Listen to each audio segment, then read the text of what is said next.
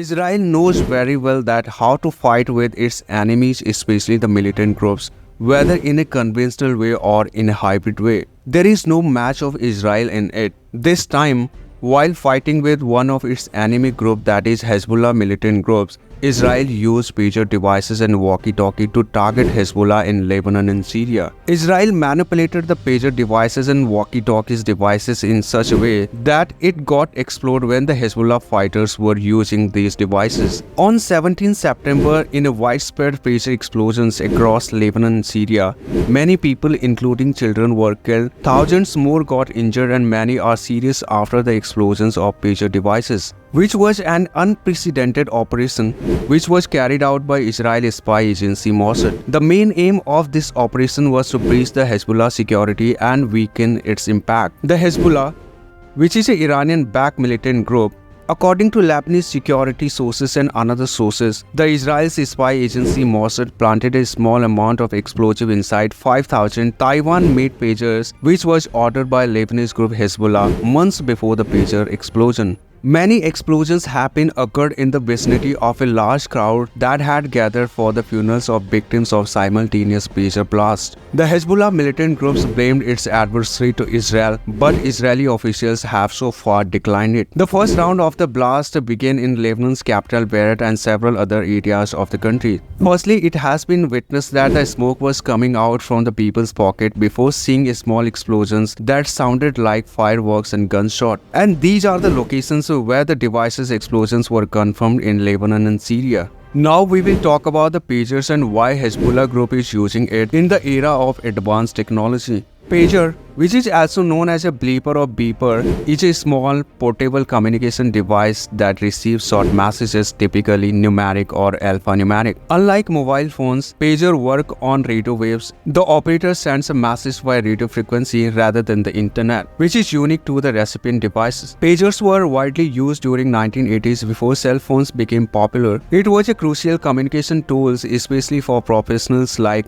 doctors, journalists, technicians and managers. It allowed them to receive important messages and sound alerts even in remote areas. If we talk about its functioning, the operation of a pager were straightforward yet efficient. When a message is sent via radio waves, the device would alert the user with a distinct beep. This prompt would then require the user to locate a nearby public or landline phone to respond to the message. The pager was first patented in the United States in 1949, but the term pager was officially registered in 1959 by Motorola. Pager Boy 1 was the first pager created in 1964, which allowed an audible alert to be sent by telephones before technology was perfected and allowed from the 1980s to send written messages. As the technology progressed, the device underwent significant improvements. Now the time comes here is that why Hezbollah members is still using pagers. Hezbollah fighters heavily relied on pagers as pagers is a low-tech means of communications. They try to evade locations tracking by Israel's.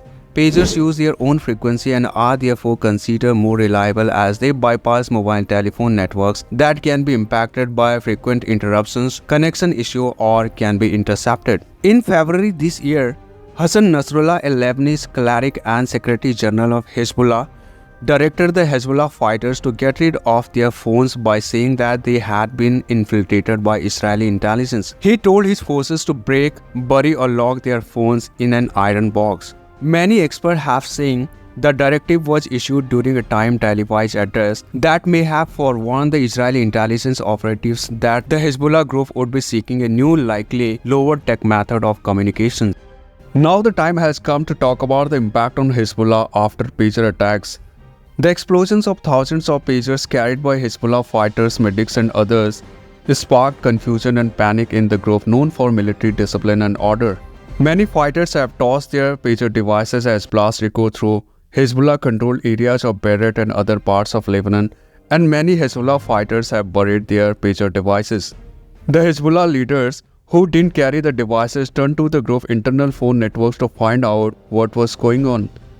The families of Hezbollah members struggled to locate relatives as the wounded were ferried to scores of hospitals. The Hezbollah officials have been describing the attacks as the most serious security breach in the history of Hezbollah group after its establishment. And if I tell about the establishment of Hezbollah militants, this militant group was established by Iran's Revolutionary Guards in 1982 to fight against Israeli forces that had invaded Lebanon that year. In the opening moment of the pager explosions, the Hezbollah group had initially entered a state of confusion before absorbing the massive unexpected shock, and most of the casualties suffered by those medics or peoples who were in the administrative role in the Hezbollah institution or their relative who were happened to be nearby. This attack appeared to cause a pause in Hezbollah's cross-border attacks on Israel, but the Hezbollah group fired rockets in retaliation for such attacks on the villages in South Lebanon and in support of Gaza. As we know that the Hezbollah group is backed by Iran, so it is important to know about how Iran responded to this attack after pager explosions on Hezbollah group.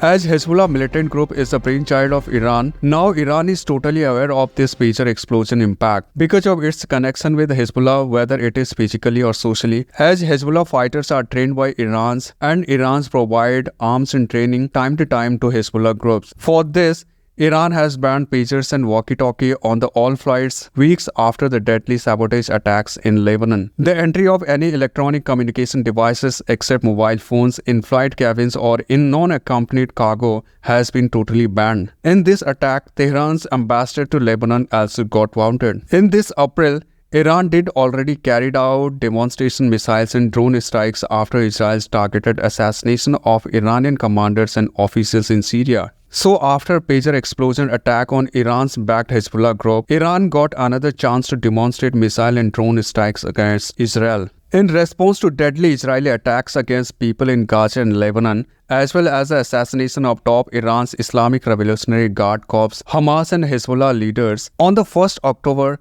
Iran has launched a missile and an unprecedented directed attack against Israel by firing a barrage of missiles. This was the second such barrage in the 6 months, and this has escalated war and the tension in the region. On the very next day, the Prime Minister of Israel, Benjamin Netanyahu, vowed retaliation for Iran's missile attacks against Israel by saying that Tehran would pay for it. In his statement on the eve of Jewish New Year, he clearly mentioned that the regime of Iran does not understand our determination to defend ourselves. They will understand and we will stand by the rule we established.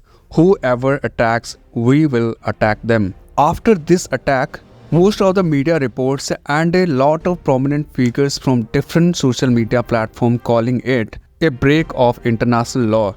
So here, it is important to know that what are actually international laws on crimes and where these laws are derived from, that we can say that these kinds of attacks violate the international law. Basically, the international humanitarian law is derived from international convention, treaties, regulations and rulings. This includes the Hague Convention, the Geneva Convention and the judgment by International Court of Justice among others. There are some core principles of wars that every countries which are engaged in wars should be follow and impose the limits on it. The first core principle, which is known as the principle of distinction, which means every parties that are engaged in warfare, they must at all times distinguish between the combatants and the civilian population, as well as they distinguish between the military objectives and the civilian objects such as houses or a place of worship, and indiscriminate attacks which hit civilians and civilian facilities as well as achieve military objectives are prohibited. The second core principle, which is known as the principles of proportionality, under this,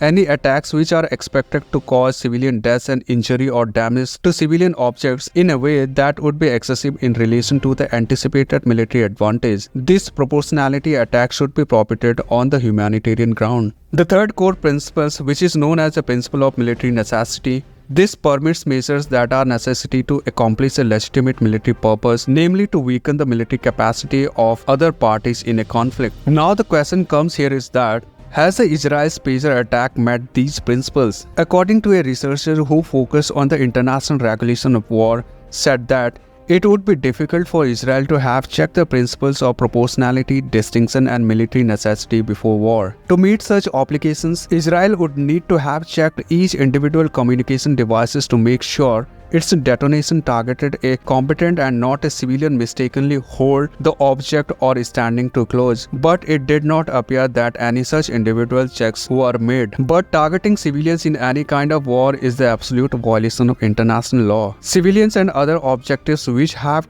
importance for the perspective of culturally, socially or monumentally, and hospitals could not be harmed during war. Otherwise, it is totally the violence of international war. But during this attack across Lebanon and Syria, many civilians including children, health workers got killed and wounded. Multimedia reports stated that the vast majority of those targeted by Israel's attacks were not engaged in any form of combat at that time. Many were going about their daily lives. Pager and handheld radios exploded in homes, supermarkets, vehicles and even at a funeral. From this perspective, it is absolutely the violation of international law, because pager device being a communication device, anybody whether it is combatant or non-combatant civilians could use this, so this is not the way to target enemy under such laws. But on the other side, Israel didn't deliberately target the civilians and other non-combatants like health workers or others. Maybe there were possibility that the combatant forces were in civilian while doing groceries and were in markets and other public places in the form of spying agents. This can't be said that the clear violation of international law. Now the other question comes here is that, is it legal to use booby trap devices? Basically, a booby trap devices are such devices or material that is designed, constructed or adopted to kill or injure and which functions unexpectedly when a person disturbs or approaches an apparently harmless object. The common assumption here is that Israel planted explosives in the devices and media reports called it a booby trap, which were created to cripple Hezbollah in any all-out war with Israel. In the nutshell, I would like to say that since a long time the West Asia is totally in unrest. Since 2019 and 2020, the world has seen a great devastation.